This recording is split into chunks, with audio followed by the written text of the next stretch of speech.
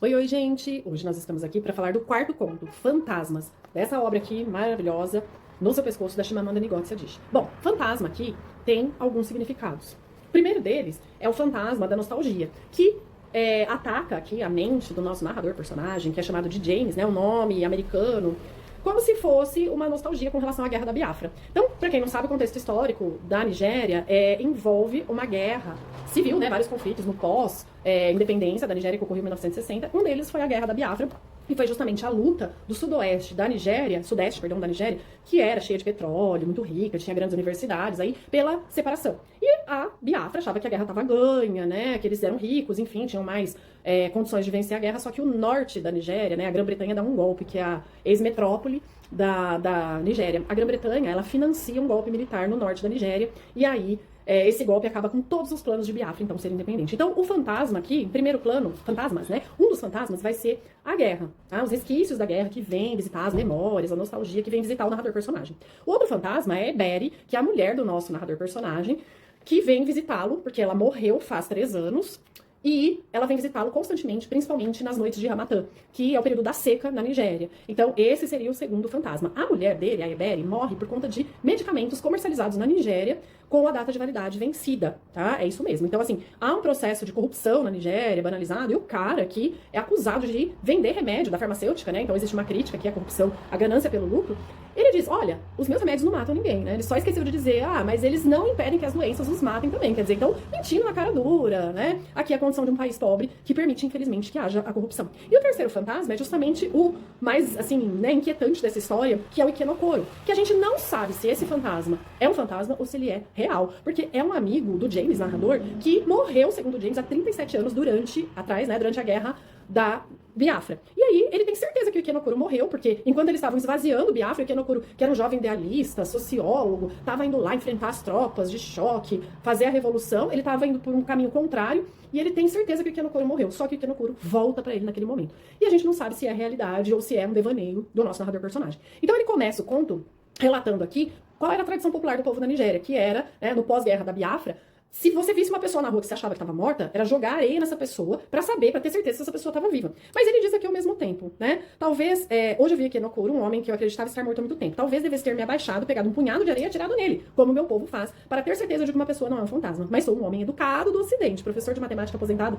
de 71 anos e supostamente munido de ciência o suficiente para não rir com a indulgência dos costumes do meu povo. Ou seja, né? Aqui fica evidente mais uma vez aquela ideia que a Chimamanda coloca de ciência versus religião, misticismo, lenda do povo, tá? Até que ponto nós temos que ter esse limite cético, né? Acreditar só naquilo que é científico, tá? E aqui a gente vê também uma questão muito de resignação, sabe? Do professor. Esse professor tá sem receber a aposentadoria dele por 3 anos. Aí, de repente, ele vê um bando de homens reunidos embaixo de um flamboyant, que também tinham sido antigos empregados dele, né? Assim, vem todo esse clima de nostalgia. Ele fala, são conhecidos, mas esses homens são aposentados e também estão sem receber aposentadoria, estão ali vendendo bananas e amendoins. Quer dizer, estão tendo que sobreviver. E esses homens estão com a pele muito ressecada, porque é o clima, é a época, o período seco da Nigéria, né, do Ramatã. Só que esse Ramatã, ele tá estendido por mais tempo, ele tá mais rigoroso. Então fica aí a ideia da suposta questão da mudança climática, sabe? De um país que foi antiga colônia de exploração da Grã-Bretanha e que agora tá sofrendo as consequências das mudanças climáticas. Quer dizer, são os países mais pobres que foram anteriormente colonizados que vão sofrer essas consequências, tá? E esses homens, eles têm um pleno respeito pelo professor, né, porque é uma profissão de status no passado ainda. Eles dizem que na Nigéria as pessoas não sabem mais dizer obrigado, quer dizer, os jovens não são educados mais como antigamente. A gente vê a questão dos motociclistas, perdão, que não respeitam as leis de trânsito. Quer dizer, gente, na escola não se ensina mais nada. Então fica aquela ideia do saudosismo, sabe, do passado, né? Como eram educadas as pessoas, os alunos antigamente. Bom, aí a gente vai ficar sabendo que esse James tinha mulher, que era Eberi, a mulher cuidava muito dele, dizia que ele tinha que cuidar da pele, que a pele dele era impecável, que ele tinha que passar nível na pele, que é uma marca estrangeira, inclusive, né? Mas que ele tinha que se cuidar, e ele nem ligava pra isso, mas ele sempre se lembrava dela quando ele via uma pele ressecada, mal cuidada, como a daqueles homens que estavam ali embaixo do flamboyant. E aí ele vai finalmente ver esse homem, o Ikenokuro, tá? E vai perguntar, nossa, como é que você tá vivo? Enfim, né? E o Ikenokuro fala pra ele que ele, naquele dia, saiu com o avião da Cruz Vermelha, da Biafra, e foi até a Suécia. Quer dizer, ele acha super estranho, mas por que você foi até a Suécia? Bom, porque não tinha nenhum familiar mais meu vivo, né? E eu acabei indo pra Suécia, tá? Bom, com o avião da Cruz Vermelha. E aí, né, ficam ali conversando e tal. Aí o Ikenokuro pergunta pra ele, e a Ziki, aquela sua filha, né? Ele diz, ela faleceu com a guerra.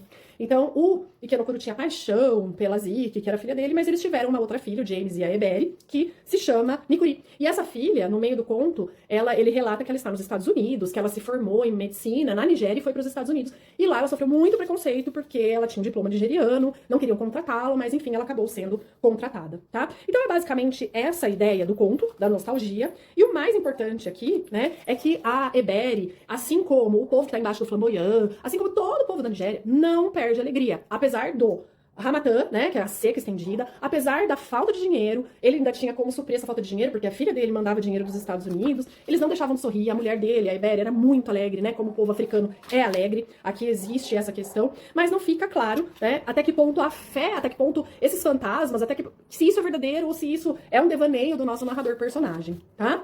Bom, ele fala também, né, no final, acho que do conto, é muito interessante, porque ele fala assim, que ele fica sentado na poltrona, olhando, né, sentado ali naquela poltrona toda desgastada, olhando pro telefone, que tá em cima de uma lista telefônica, ou seja, ele tá em tempo de tecnologia, mas ele ainda tem lista telefônica, então é uma pessoa apegada aos passados, a gente fica sabendo, ao passado, fica sabendo nas entrelinhas, e ele diz, talvez ele toque, e Nikiru, que é a filha dele que tá nos Estados Unidos, me conte algo sobre nosso neto. Ele não quer ir pros Estados Unidos, então, morar com a filha, detesta a vida norte-americana, né, como eu disse, ele é apegado ao passado, sobre como ele foi bem na escola hoje. O que me fará sorrir, embora eu acho que os professores americanos não sejam rígidos o suficiente e deem notas máximas com facilidade demais. Para promover o aluno, né, para falar, como você tem um status, né, para dar aquela ideia de superioridade, tá? Então a gente fica sabendo que ele é uma pessoa também apegada ao passado, porque o passado era mais rigoroso. Então vem a ideia aqui da Chimamanda de que os jovens, na verdade, né, não são tão bem formados como eram no passado. Que existe essa superficialidade nas informações, principalmente ligada a um ambiente de falta de engajamento social, político, né, em que as pessoas pegam recortes das coisas nas redes sociais e se informam através delas.